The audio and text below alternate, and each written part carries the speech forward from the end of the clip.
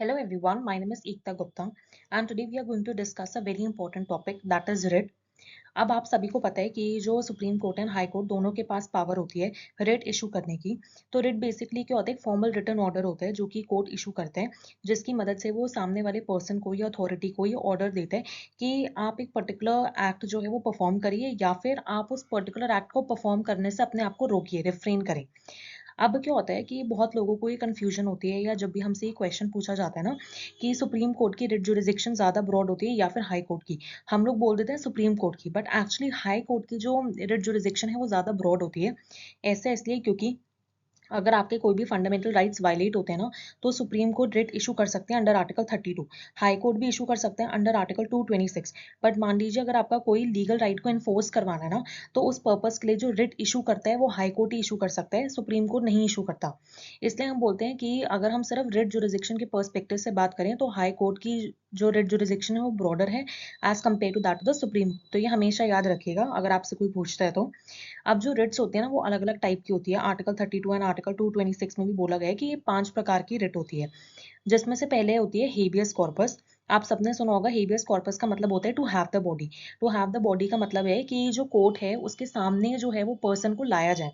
कौन से पर्सन को? जिस पर्सन को इलीगली डिटेन करके रखा है। मान लीजिए उस एक बंदा है, उसको अरेस्ट कर लिया, उसके बाद उसका कुछ अता पता नहीं है, उसको कहाँ लेके गए, कुछ इन्फॉर्मेशन नहीं है फैमिली को, रिलेटिव्स को।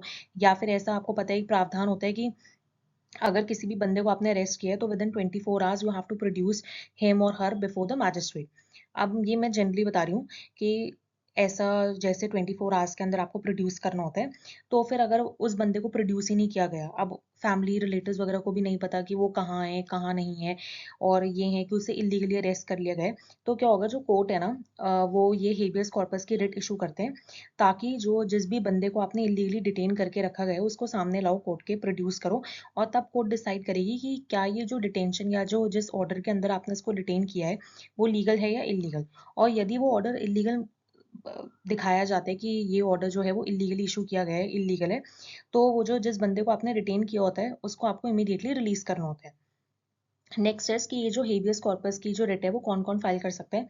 तो या तो जिस बंदे को डिटेन, जो बंदा डिटेन हुआ हुआ है वो खुद ही कर दे, या फिर उसके बिहाफ पे कोई भी उसका फ्रेंड, रिलेटिव या कोई भी जो जान पहचान का है वो बंदा कर सकता है।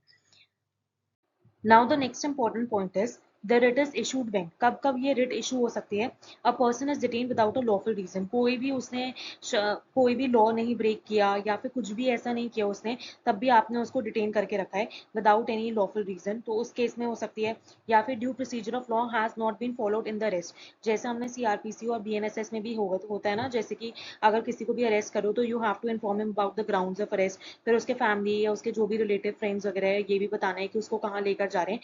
ये सारी चीजें जो है वो आपको फॉलो करनी है, और ये अगर नहीं फॉलो हुई है तो भी रिट इशू हो सकती है। The detention continues after the legal authority for it has expired. For example जैसे मैंने आपको पहले भी बताया कि अगर किसी को अरेस्ट किया है तो जनरल जैसे हम बोलते हैं ना 24 आवर्स के विद इन आपको उसे मैजिस्ट्रेट के सामने प्रोड्यूस करना है, बट आपने 24 आवर्स के अंदर नहीं किया, आपने मे बी 48 आवर्स के अंदर किया या ऐसे, तब हम बोल सकते हैं कि ये जो डिटेंशन है ना पूरा वो इलीगल है, क्योंकि जो आपका प्रिस्क्राइब लिमिट था, प्रिस्क्राइब पीरियड ऑफ टाइम था वो 24 आवर्स था, excluding the time taken for journey.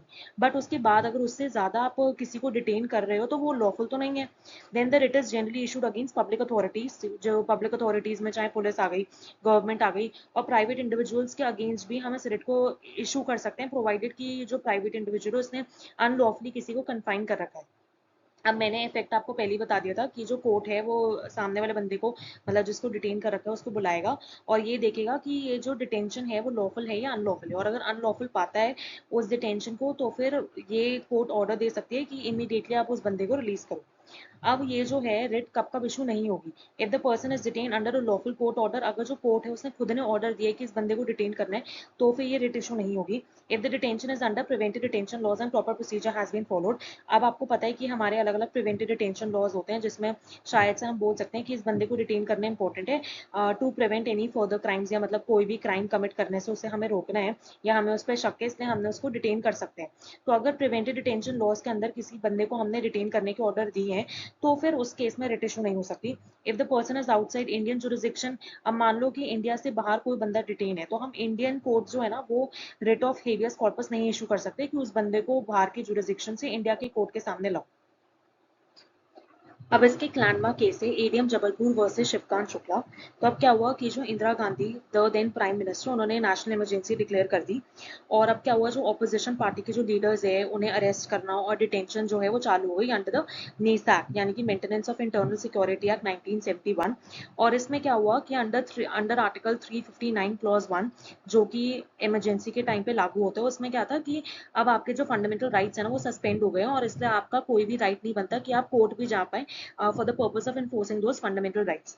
तो ये जो ऑपोजिशन पार्टी के जो लीडर्स थे, क्योंकि उनका ये सब कुछ डिटेंशन और ये अरेस्ट हो रहा था वो भी मतलब अनलॉफुल तरीके से, तो उन्होंने हेबियस कॉर्पस की रिट पिटिशन जो है वो फाइल करी। तो कोर्ट ने इसमें यही बोला, कोर्ट ने बोला कि जब इमरजेंसी जो है लागू होती है तो फंडामेंटल राइट्स हमारे सस्पेंड हो जाते हैं, चाहे वो कोई भी फंडामेंटल राइट हो। फर्क नहीं पड़ता कि वो चाहे लिबर्टी का हो या मतलब आर्टिकल 21 हो, आर्टिकल 20 हो, कोई भी हो। तो जो फंडामेंटल राइट्स है ना उन्हें वो सस्पेंड हो जाते हैं, और उन्हें इन्फोर्स करवाने के लिए भी आप कोर्ट को अप्रोच नहीं कर सकते। पर इसमें क्या था, जो जस्टिस एच आर खन्ना थे उन्होंने एक डिसेंटिंग ओपिनियन दिया, और उन्होंने बोला कि मान लीजिए अगर आर्टिकल 21 जो है वो इंडियन कॉन्स्टिट्यूशन में नहीं भी प्रेजेंट है, तब भी किसी को भी यानी कि स्टेट को हक ही नहीं बनता कि वो किसी भी बंदे को उसकी लाइफ एंड पर्सनल लिबर्टी से डिप्राइव कर सकें without the authority of the law या without the permission of the law. ये चीज बोली गई। और साथ में ये भी बोला गया कि अगर आप इतनी अहमियत भी नहीं दे सकते लाइफ और लिबर्टी को, तो कोई डिफरेंस नहीं रह जाएगा एक ऐसी सोसाइटी में जो लॉ के द्वारा गवर्न होती है और एक ऐसी सोसाइटी में जो लॉ के द्वारा गवर्न ही नहीं होती। और आपने सुना भी होगा कि इस डिसेंटिंग ओपिनियन से जो जस्टिस एच आर खन्ना है वो चीफ जस्टिस भी नहीं बन पाए, ऐसा माना जाता है। बट लेटर 44th अमेंडमेंट आया, और अब इसमें क्या है, जैसे आर्टिकल 359 क्लॉज 1 में था ना कि इमरजेंसी के टाइम पे फंडामेंटल राइट सस्पेंड हो जाते हैं और आपके पास मतलब कोर्ट जाने का भी हक नहीं रहता for the purpose of enforcing those fundamental rights. But अब उसमें क्या, इसमें एक एक्सेप्शन ऐड कर दिया कि चाहे इमरजेंसी लागू हो जाए but article 20 and 21 can not be suspended in any circumstance. Next case है सुनील बत्रा वर्सेस दिल्ली एडमिनिस्ट्रेशन। तो इसमें क्या होता है कि एक प्रिजनर यानी कि जो कैदी होते हैं वो एक लेटर लिखते हैं टू वन ऑफ द जजेस ऑफ द सुप्रीम कोर्ट कि यहाँ पे जेल में हमारे साथ बहुत ही ज्यादा क्रूअल बिहेवियर होता है। यहाँ तक कि एक अंडर ट्रायल प्रिजनर है जिसको बहुत ज्यादा मारा पीटा जाता है बाय द जेल अथॉरिटीज। तो सुप्रीम कोर्ट क्या करती है कि ये जो लेटर होता है ना, they treated as a writ petition under article 32 of the Indian constitution. और यहीं से हम बोल सकते हैं कि ये एपिसोडलरी जुरिस्डिक्शन का सिलसिला चालू होता है।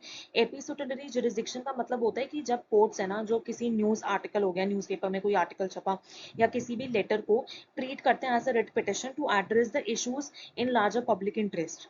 तो सुप्रीम कोर्ट का ये मानना था कि जो प्रिजनर्स होते हैं ना, सिर्फ उन्हें डिटेन किया गया, उन्हें जेल में रखा गया, इसका मतलब ये नहीं है कि उनके सारे जो फंडामेंटल राइट्स है वो छिन गए।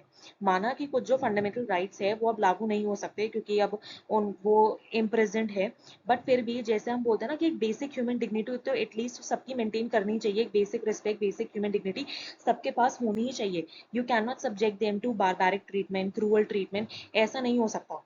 तो यही जो चीज है वो सुनील बत्रा वर्सेस दिल्ली एडमिनिस्ट्रेशन में बोली गई। Now the next case is Manika Gandhi versus union of India. ये बहुत ज्यादा इंपॉर्टेंट केस है, आर्टिकल 21 से ही एसोसिएटेड है, क्योंकि ये एक ऐसा केस है जिसने आर्टिकल 21 का जो होराइजन है वो बहुत ज्यादा ब्रॉड कर दिया। यहाँ तक कि जो टर्म पर्सनल लिबर्टी है ना उसको वाइडेस्ट पॉसिबल इंटरप्रिटेशन इस केस में दी गई। अब आप सबको पता है कि आर्टिकल 21 क्या बोलता है, no person shall be deprived of his life और personal liberty except according to the procedure that is established by the law. इस पर्टिकुलर केस में बोला कि जो प्रोसीजर है ना, जिस हम प्रोसीजर की बात कर रहे हैं, वो कैसा होना चाहिए, वो फेयर होना चाहिए, जस्ट होना चाहिए, रीजनेबल होना चाहिए, यानी कि वो आर्बिट्री नहीं होना चाहिए। देन उसके बाद ये जो प्रोसीजर होता है ना, it must comply to the principles of natural justice. और इसमें ये भी बोला गया अगर कोई भी प्रोसीजर जो है वो किसी भी बंदे की पर्सनल लिबर्टी छीन रहा है अंडर आर्टिकल 21, उसकी पर्सनल लिबर्टी छीन रहा है, तो उसको क्या है, उसको आर्टिकल 14 एंड 19 के एसेंशियल रिक्वायरमेंट्स भी फुलफिल करने हैं। ये सब कुछ Manika Gandhi versus union of India case में बोला गया था।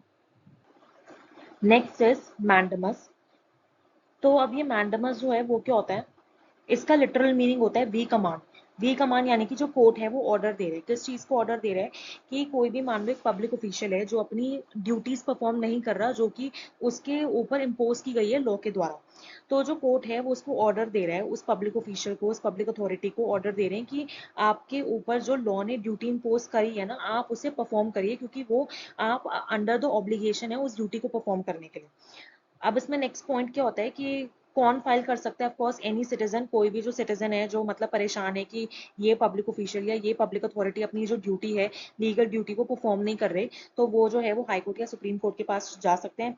Then it can be filed against only public authorities, statutory bodies और ऑफिशियल्स। ये प्राइवेट इंडिविजुअल्स के अगेंस्ट फाइल नहीं हो सकती।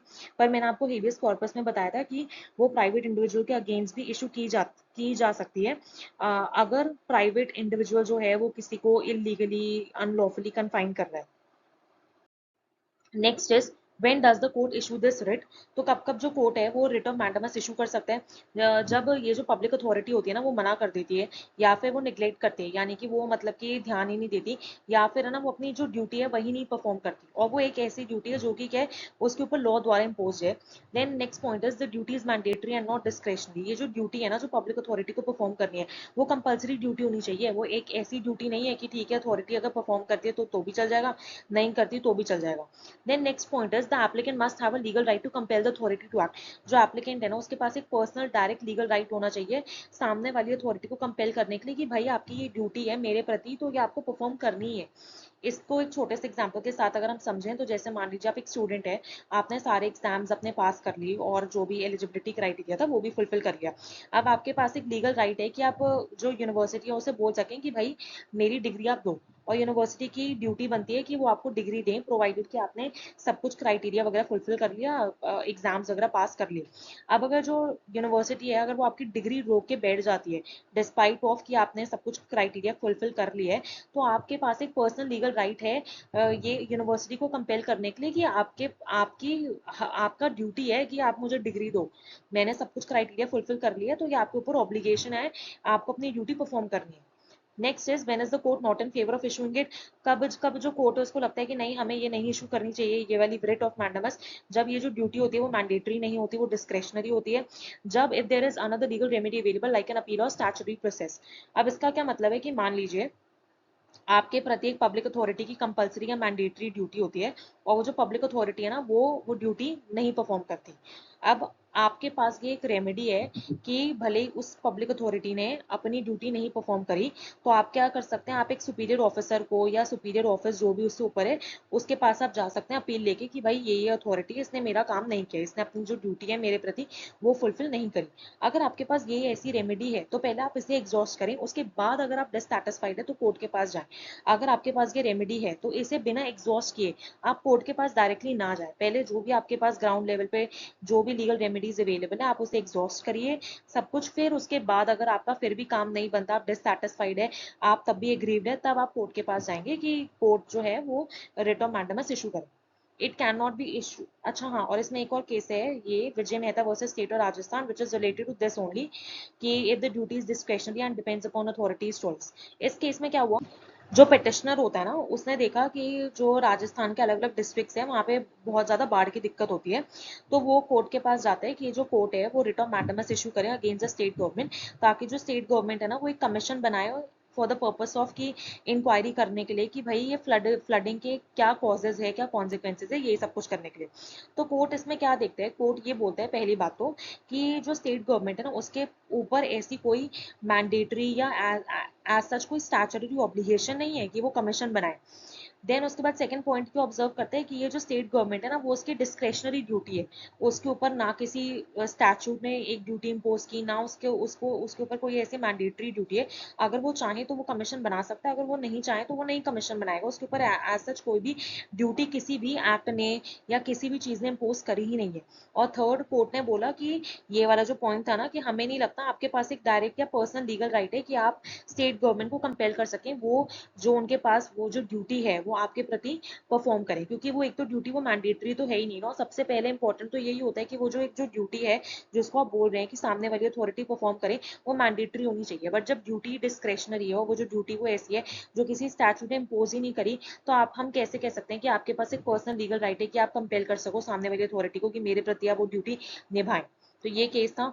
देन नेक्स्ट है कि कब कब या किस किस पर्सन्स के अगेंस्ट ये रिट ऑफ मैंडेमस इशू नहीं कर सकते।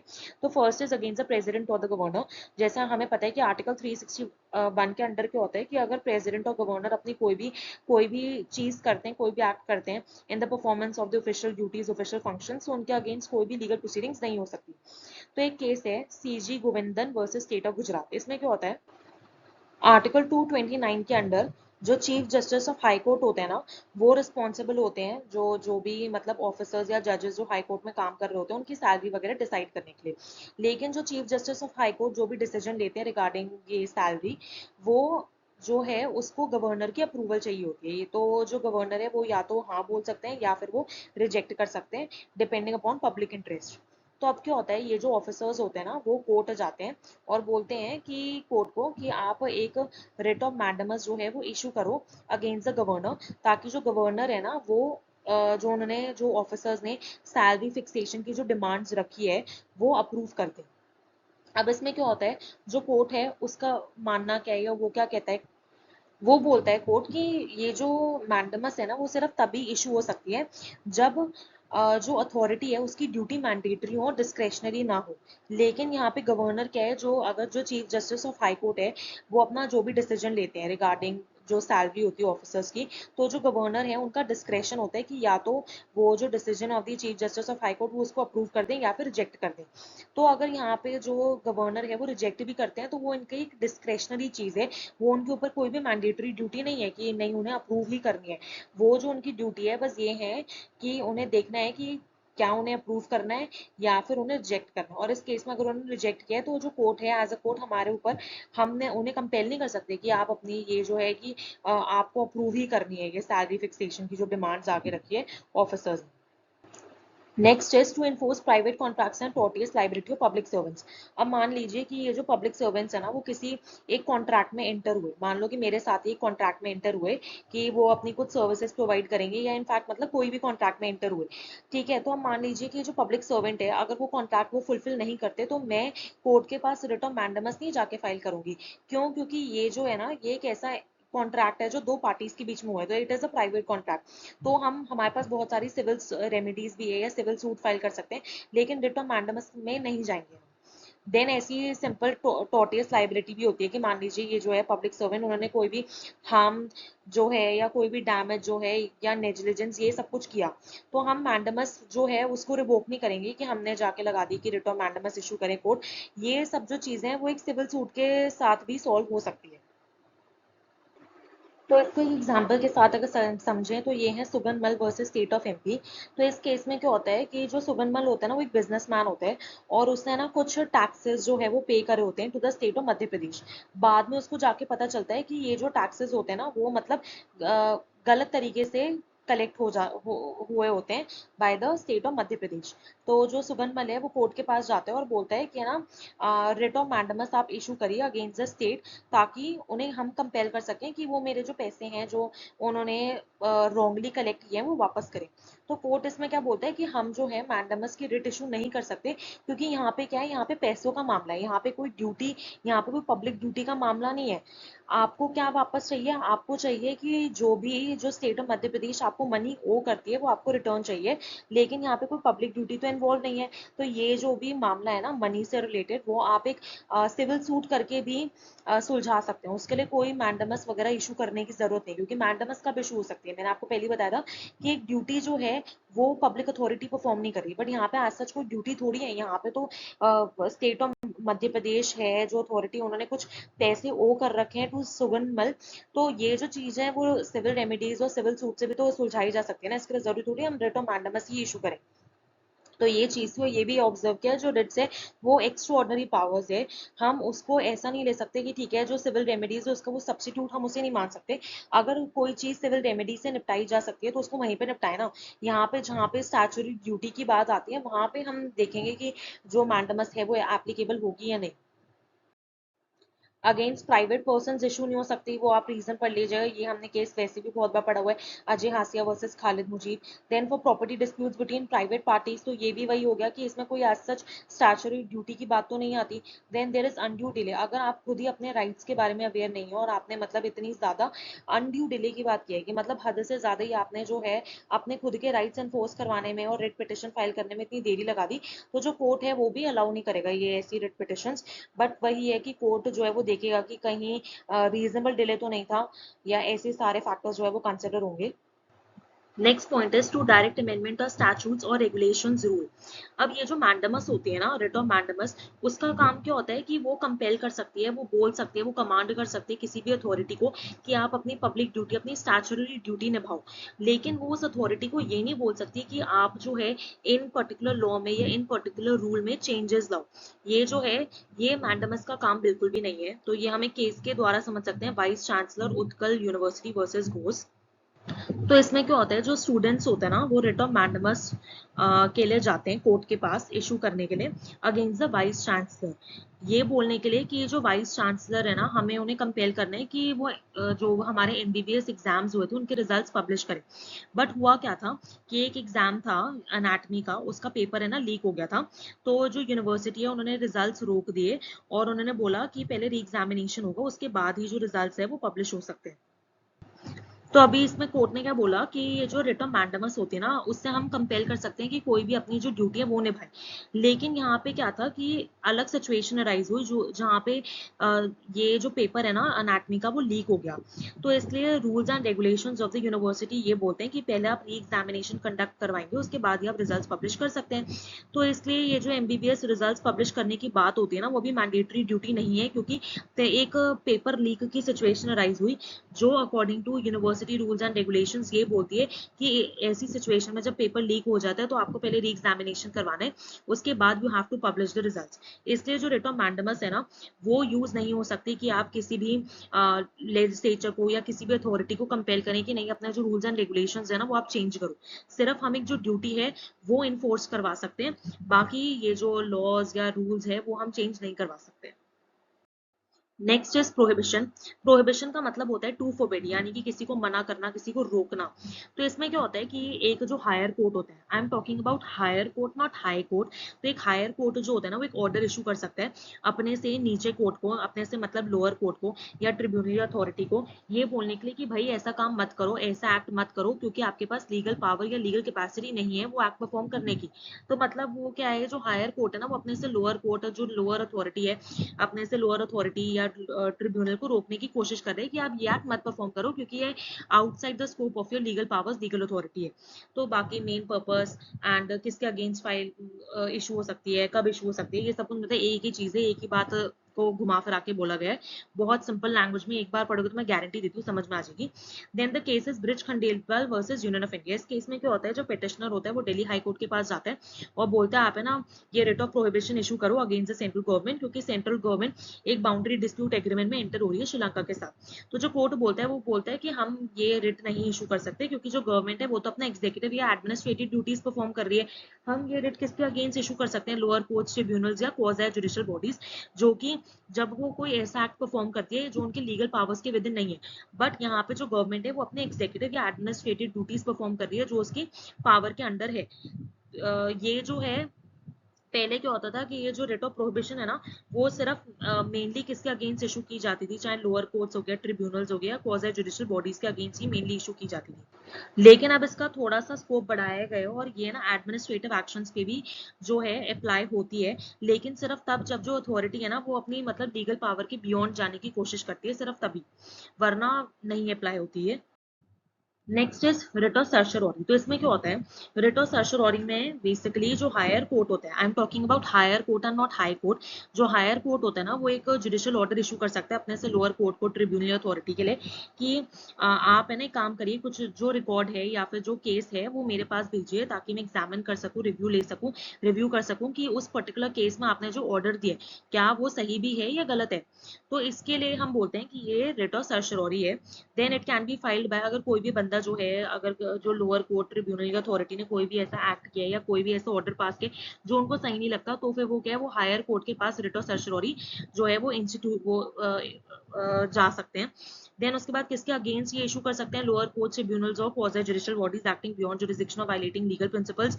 अब ये रिट ऑफ सर्चरी कौन कौन से सिचुएशन में इशू करी जा सकती है, कब कब हो सकती है, जैसे कि मान लीजिए कि जो लोअर कोर्ट्स ने कोई भी ऐसा एक्ट किया या कोई भी ऐसा ऑर्डर पास किया जो कि क्या है against the principles of national justice है, या फिर क्या है उन्होंने अपनी जुरिसडिक्शन एक्सरसाइज करने के लिए मना कर दिया, या आर्बिट्री और इलीगल है, या बियॉन्ड जुरिसडिक्शन है, उसकी मतलब जुरिसडिक्शन है ही नहीं, फिर भी उसने कोई ऑर्डर वगैरह ऐसा ले लिया, या फिर क्या है हमें दिख रहा है, हमें फेस पे ही दिख रहा है, मतलब देखते ही पता चल रहा है कि भाई यहाँ पे तो एरर ऑफ लॉ है, मतलब जो लीगल प्रिंसिपल्स या लॉ जो लगाना था वही गलत है। तो इसका इफेक्ट क्या होगा, वो जो हायर कोर्ट है ना, वो एग्जामिन वगैरह करेंगे, वो देखेंगे, वो पूरा रिव्यू लेंगे, और अगर उन्हें लगता है कि नहीं ये जो लोअर कोर्ट था या जो भी ट्रिब्यूनल अथॉरिटी थी, उन्होंने ये एक्ट जो है या ये जो ऑर्डर है वो सही नहीं है, तो फिर वो क्या कर सकते हैं, वो जो ऑर्डर है वो उसको क्वॉश कर सकते हैं। तो अब इसका एक केस है सैयद याकूब वर्सेस राधा कृष्णन। तो इस केस को ऐसे समझिए कि ये है एक ए रूट है, ये एक बी रूट है, ठीक है, ये मतलब एक रूट है, ये है मेड्रॉस है, इस जगह का नाम, इस जगह का नाम है चिदम्बरम, और इस रूट के बीच में ना कुछ बसेस चलाई जानी है। अब ये जो state legal transport authority Madras, उनकी रिस्पॉन्सिबिलिटी होती है ये देखना कि इस रूट में कौन जो है बस चलाए। तो उनके पास क्या होते हैं कि उन्हें दो परमिट देने होते हैं, मतलब दो अलग अलग लोगों को परमिट देने होते हैं कि ठीक है इस रूट पे आप लोग बस चलाओ। तो उन्होंने एक जो परमिट है वो एक बंदे को दे दिया। अब जब दूसरा परमिट देने की बारी हुई ना, तो उन्होंने सैयद याकूब को दिया। अब जो राधा कृष्णन होते हैं ना, उन्होंने भी इस सेकंड परमिट के लिए अप्लाई किया होता है, और वो इस डिसीजन से नाराज हो जाते हैं और वो बोलते हैं कि भाई मैं सैयद याकूब से ज्यादा क्वालिफाइड हूँ, ठीक है, मेरे पास ज्यादा एलिजिबिलिटी है, वो मतलब on the basis of certain facts वो कुछ फैक्ट्स बताते हैं कि वो इस पोजीशन के लिए, वो मतलब सेकंड परमिट के लिए क्यों ज्यादा एलिजिबल है। तो फिर वो क्या करते हैं कि कोर्ट के पास जाते हैं, बोलते हैं कि आप रिट ऑफ सर्चरी जो है वो इशू करिए अगेंस्ट द ये लोअर कोर्ट ट्रिब्यूनल अथॉरिटी या जो भी होती है, कि उनका जो डिसीजन है वो गलत है। तो कोर्ट क्या बोलता है, कोर्ट बोलता है कि जो रिट ऑफ सर्चरी होती है ना, वो एक करेक्टिव रिट है। मतलब कि अगर मान लो जो लोअर कोर्ट है ट्रिब्यूनल अथॉरिटी, अगर उसने गलत डिसीजन लिया on the basis of error of law, मतलब कि लॉ के एप्लीकेशन में उसने अगर कोई गलती की है, तो हम उसको करेक्ट कर सकते हैं, या फिर उसने अपनी जुरिसडिक्शन नहीं यूज करी, नेग्लेक्ट कर दिया, या फिर अपनी एक्सेस जुरिसडिक्शन यूज करी, तो उन मैटर्स में हम यूज कर सकते हैं। लेकिन अगर उसने फैक्ट के बेसिस पे कुछ गलती की है, मान लो उसने कोई फैक्ट, मेजर फैक्ट इग्नोर कर दिया या मेजर फैक्ट एडमिसिबल ही नहीं किया, तो उसमें आप, आपके पास अपील का ऑप्शन होता है, बट फिर उसमें आप रिट ऑफ सर्चरी नहीं हमें इशू कर सकते, उसमें आपको अपील के पास ही जाना होगा। हाँ, अगर error apparent on the face और record on the basis of law होता कि लॉ के एप्लीकेशन में कोर्ट ने कुछ गलती की है, तो हाँ हम कंसिडर करते हैं, बट यहाँ पे तो आप फैक्ट के बेसिस पे कर रहे हो ना, आप एक ऐसा फैक्ट सामने रख रहे हो कि क्यों आप सैयद याकूब से ज्यादा एलिजिबल हो for being the second applicant इस रूट पे वो बस चलाने के लिए, तो आपको अपील में ही जाना पड़ेगा, हम आपकी हेल्प नहीं कर सकते। नेक्स्ट इज को वारंटो। तो को वारंटो का मतलब होता है बाय व्हाट अथॉरिटी। इसमें बेसिकली क्या होता है कि हम एक बंदे से पूछ रहे हैं कि तुम किस अधिकार से, किस अथॉरिटी से इस पोजीशन को होल्ड करके बैठो। तो बाकी यही है कि किसके अगेंस्ट फाइल हो सकती है, कौन फाइल कर सकता है, व्हेन इट इज इशूड, बहुत सिंपल है, एक बार रीडिंग मार लेना। तो इसमें केस है पीएन लखनपाल वर्सेस एएन रे। कोर्ट्स का इस केस में पहली बात ये कहना है कि सबसे पहली बात तो को वारंटो जो रिट होती है वो एक ऐसे नेचर की होती है कि कोर्ट पे डिपेंड करते हैं इसको हमें इशू करना है या नहीं करना, depending upon the facts and circumstances of the case. और अगर मान लो हमने इशू कर भी दिया, फिर भी जो रिजल्ट्स है वो इतने कुछ खास नहीं है, ठीक है, उससे कोई फर्क नहीं पड़ जाता, तो कोर्ट्स क्या है कि उनका इंक्लिनेशन किस तरफ होगा कि हम ये रिट जो है ऑफ को वारंटो वो हम इशू ही ना करें। जैसे कि इस केस में हुआ पीएल लखनपाल वर्सेस एएन रे। तो क्या हुआ कि जो एएन रे होते हैं, he was appointed as the chief justice of India. तो कुछ लोगों को दिक्कत होती है और वो क्या करते हैं, को वारंटो की रिट फाइल कर देते हैं एएन रे के अगेंस्ट कि भाई ये किस अथॉरिटी से इन्होंने चीफ जस्टिस ऑफ इंडिया की पोजीशन होल्ड की है। क्योंकि क्या हुआ कि ये सीनियोरिटी में भी इनका नंबर नहीं होता, मतलब रूल ऑफ सीनियोरिटी इनके अपॉइंटमेंट में फॉलो नहीं हुआ। और अंडर आर्टिकल 124 क्लॉज 2 जो ये बोलते हैं ना कि जो प्रेसिडेंट है जब वो अपॉइंट करते हैं तो मतलब कंसल्टेशन करनी होती है सुप्रीम कोर्ट के साथ, सुप्रीम कोर्ट जजेस के साथ एंड सच अदर जजेस एज ही थिंक्स फिट, तो वो भी सही ढंग से नहीं हुआ। तो ये जो है एएन रे, वो किस मतलब किस अथॉरिटी से पोजीशन ऑक्यूपाई करी है उन्होंने चीफ जस्टिस ऑफ इंडिया की। तो कोर्ट इसमें क्या ऑब्जर्व करता है, कोर्ट ये बोलता है कि भैया अगर हमने को वारंटो की रिट इशू भी कर दी ना तो कोई फायदा नहीं होगा, क्योंकि जो ए एंड वे है ना वो अंडर आर्टिकल 124 क्लॉज 3 एलिजिबल है, मतलब उनके पास सारी क्वालिफिकेशन है to be appointed as the जज of the Supreme Court and consequently the chief justice of India. तो इसलिए हम इस बात को उन्हें क्वेश्चन ही नहीं कर सकते। माना कि रूल ऑफ सीनियोरिटी इंपॉर्टेंट है, बट फिर भी वो जो है लीगली तो क्वालिफाइड है ना टू बी ये appointed as the chief justice of India. तो अगर मान लो अगर हमने ये बोल भी दिया कि नहीं रूल ऑफ सीनियोरिटी नहीं फॉलो हुआ या अंडर आर्टिकल 124 क्लॉज 2 जो है कंसल्टेशन नहीं फॉलो हुई, तो उससे कुछ नहीं होगा, क्योंकि अगर हमने ऐसा बोल भी दिया और बोल दिया कि नहीं ए एंड वे जो है ये सब कुछ फॉलो नहीं हुआ, तो ए एंड वे जो है वो इमीडिएटली रीअपॉइंट हो सकते हैं as the chief justice of India, क्योंकि वो लीगली क्वालिफाइड है under article 124 clause 3 of the Indian constitution. Next case is B R Kapur versus state of Tamil Nadu. तो इसमें क्या होता है कि जो जे ललिता होती है ना वो लीडर होती है एक स्पेसिफिक पॉलिटिकल पार्टी की, और उन्हें 2 करप्शन से रिलेटेड केसेस में कन्विक्शन हो जाती है under the prevention of corruption act and Indian penal code. हालांकि उन्होंने अपील करी होती है सुप्रीम कोर्ट में, बट फिर भी उस पीरियड के दौरान वो डिस्क्वालीफाई हो जाती है इलेक्शंस कंटेस्ट करने के लिए under section 8 subsection 3 of the representation of people act 1951। अब वो तो खैर डिस्क्वालीफाई हो जाती है, लेकिन उनकी जो पार्टी है ना वो मेजोरिटी सिक्योर कर लेती है इलेक्शन में। जब तमिलनाडु के लेजिस्लेटिव असेंबली इलेक्शन होते हैं ना, तो उनकी जो पार्टी होती है वो मेजोरिटी सिक्योर कर लेती है, और उनकी जो पार्टी है वो उन्हें इलेक्ट कर लेती है as the leader of the legislative party. Jayalalithaa को वो लोग जो है जो उनकी पार्टी है वो जीतने के बाद इलेक्शंस में मेजोरिटी सिक्योर करने के बाद उन्हें एज अ लीडर इलेक्ट कर लेते हैं ऑफ द लेजिस्लेटिव पार्टी, और कॉन्सिक्वेंटली उन्हें सीएम बना दिया जाता है। अब जो पिटिशनर्स है ना वो पहुंचते हैं कोर्ट के पास और बोलते हैं कि जयललिता के अगेंस्ट आप को वारंटो रिट इशू करो, क्योंकि इसमें क्या है आर्टिकल 164 क्लॉज 1 जो है ऑफ द इंडियन कॉन्स्टिट्यूशन वो बोलता है कि जो चीफ मिनिस्टर होता है ना उनके लिए कंपलसरी होता है कि वो member of the legislative assembly हो। लेकिन यहाँ पे जो जयललिता है वो under section 8 subsection 3 of the representation of people act 1951 disqualify होती है इलेक्शन कंटेस्ट करने के लिए ही। क्यों? क्योंकि उन्हें कन्विक्शन हो चुकी होती है इन 2 करप्शन रिलेटेड केसेस। तो इसमें जो कोर्ट है वो ऑब्जर्व करता है पूरा केस और इशू कर देता है को वारंटो की रिट अगेंस्ट जयललिता, क्योंकि इस केस में एक्चुअली में कॉन्स्टिट्यूशनल प्रोविजन यानी कि आर्टिकल 164 क्लॉज 1 का वायलेशन होता है, और इसमें यही क्वेश्चन किया जाता है कि she has no authority to hold this particular position that is the position of the CM, कि आप किस अथॉरिटी से या किस किस पावर की वजह से आप वो पोजीशन होल्ड कर रहे हैं, जब आप खुद ही डिस्क्वालीफाई थे इलेक्शन में भाग लेने से, आप इलेक्शन में ही नहीं लड़े और you were not a member of the legislative assembly, तो आप सीएम कैसे बन सकते हो? क्योंकि वो तो एक मेजर रिक्वायरमेंट है under article 164 clause 1। So this was it for this particular lecture. If you liked my video, do like, comment and subscribe to my channel. Thank you everyone.